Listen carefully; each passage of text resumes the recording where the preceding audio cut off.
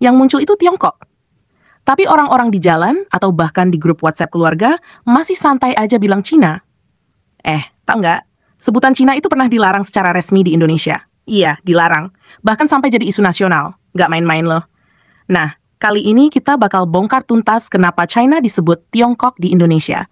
Ceritanya panjang, penuh sejarah, ada dramanya, dan percaya deh, bakal bikin lo mikir, wah, serius segitu ribetnya. Tapi sebelum kita masuk ke kisah seru ini, jangan lupa like dulu video ini, subscribe ke channel Quack Fakta, dan share ke teman-teman lo yang masih suka nyebut Cina dengan semena-mena. Jadi begini, secara internasional, negara ini dikenal sebagai China. Tapi menurut sejarah yang dikutip dari Oxford Reference, istilah China itu kemungkinan besar berasal dari kata Qin, nama dinasti yang berkuasa di Tiongkok sekitar 200 tahun sebelum Masehi. Orang-orang Persia waktu itu menyebutnya Qin, dan dari situlah istilah itu menyebar ke Eropa, jadi Cina. Tapi lucunya, pemerintah Tiongkok sendiri nggak pernah nyebut negaranya Cina. Mereka selalu bilang Zhongguo, yang secara harfiah artinya negara tengah. Kenapa tengah? Karena sejak zaman ribuan tahun lalu, orang Tiongkok percaya bahwa negaranya adalah pusat dunia. Bukan sombong, itu cuma worldview mereka waktu itu.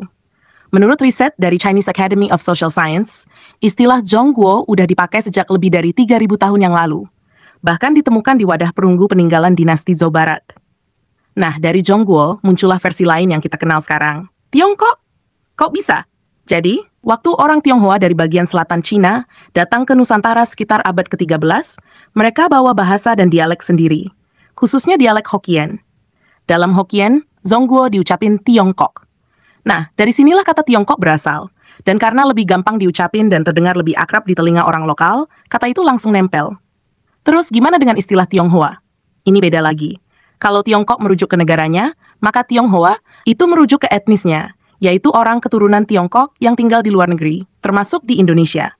Menurut sejarawan Ong Hok Ham, komunitas Tionghoa di Nusantara udah eksis sejak ratusan tahun lalu, dan mereka sendiri udah pakai istilah Tionghoa dalam komunikasi sehari-hari, bahkan di dokumen resmi zaman kolonial.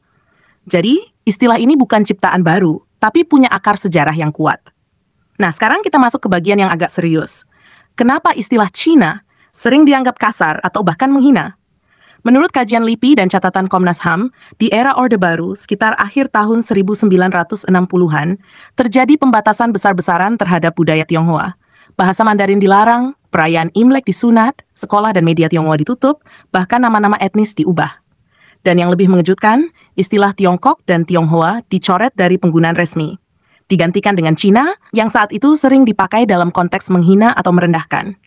Ibarat kata, apapun yang berkaitan dengan keturunan Tionghoa langsung dicap negatif.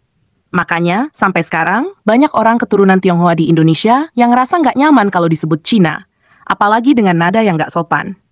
Untungnya, setelah era reformasi, khususnya sejak Gus Dur jadi presiden, pelarangan itu mulai dicabut. Menurut Kepres tahun 2004, istilah Tionghoa Jia dan Tiongkok secara resmi dipulihkan penggunaannya di Indonesia. Sekarang, kalau lo lihat berita di TV atau baca dokumen pemerintah, yang dipakai adalah Tiongkok untuk negara dan Tionghoa untuk etnisnya.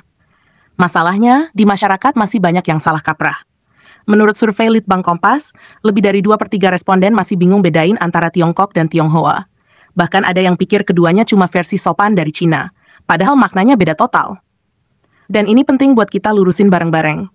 Karena penyebutan yang salah itu bukan cuma masalah bahasa, tapi juga bisa jadi bentuk ketidaksensitifan sosial.